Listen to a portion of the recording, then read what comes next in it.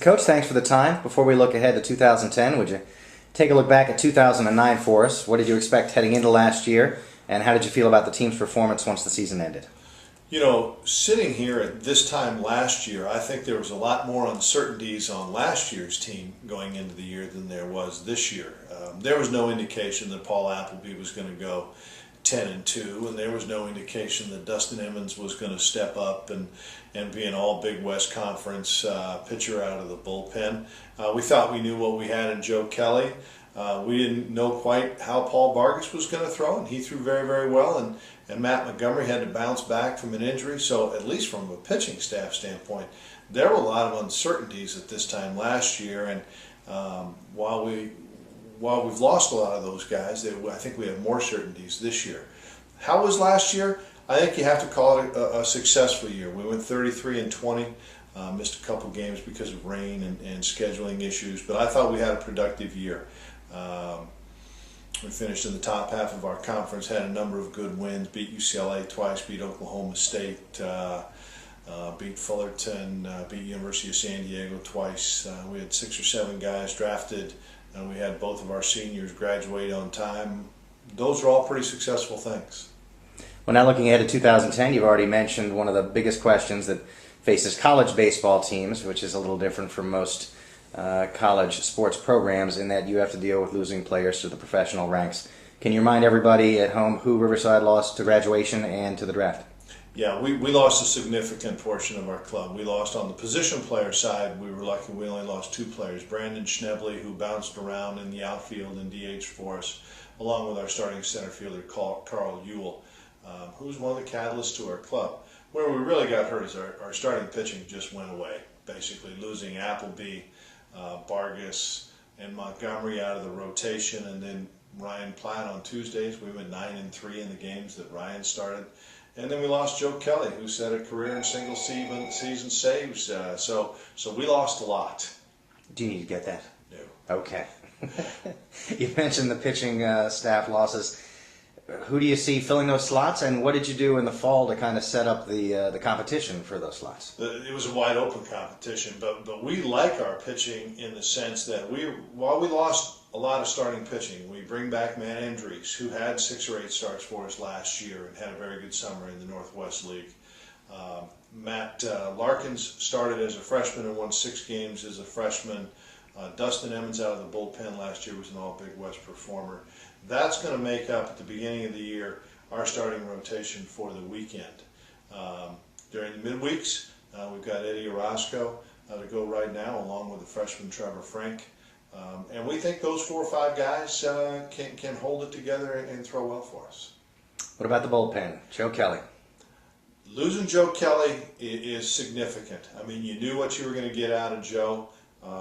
And moving Dustin Emmons to the starting rotation leaves a big void in the bullpen. We're looking at a couple of guys specifically to fill that. We're looking for Kevin Dickey to step up and have a big year for us out of the bullpen initially. He has earned a starting job in the rotation, but just because of numbers, we need him to throw out of the bullpen.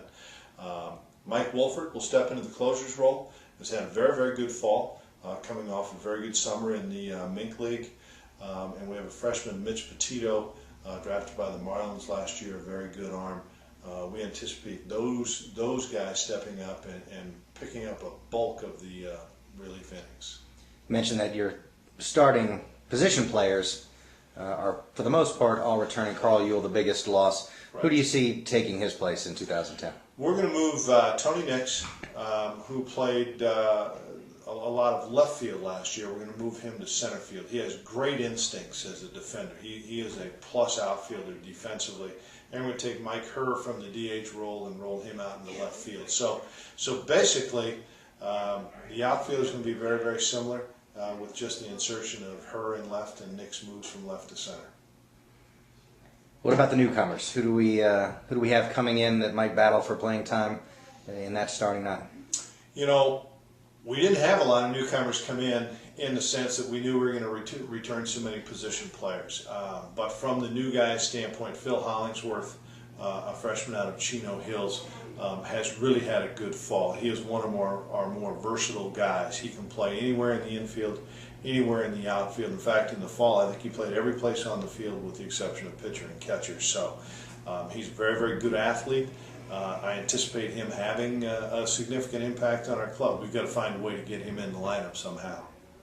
What are the things that younger players have to adjust most to in making the switch to Division I college athletics, being it high school or junior college players coming in? I think that the biggest things are, one, the speed of the game. I mean, the game's just faster. People are bigger and stronger and faster than they were. And I think the length of the playing season. We've already played more games in terms of inter-squads and practices than the typical high school guy will play in a full year.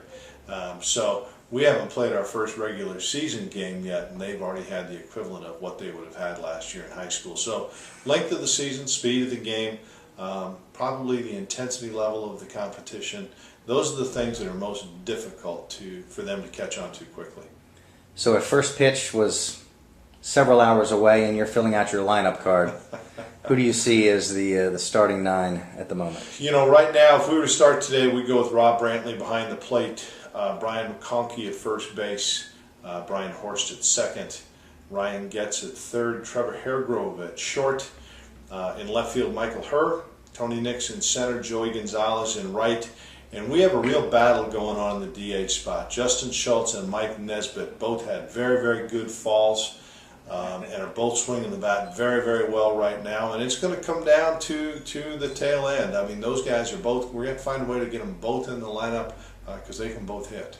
Would you prefer to have one player in the DH slot, or do you play platoon splits and that sort of thing? Given my druthers, I'd rather play the same 9 people all the time. I think the continuity of it gives guys, when they come to the ballpark, knowing what's going to happen, going to fight through your slumps, all of those things. I think as a player, as a position player, it's easier if you know you're going to play every day. I don't think we're going to have that situation. I think we're going to have probably 12 guys. If I were to look at it right now and say those 12 guys are going to work in on some type of rotational basis.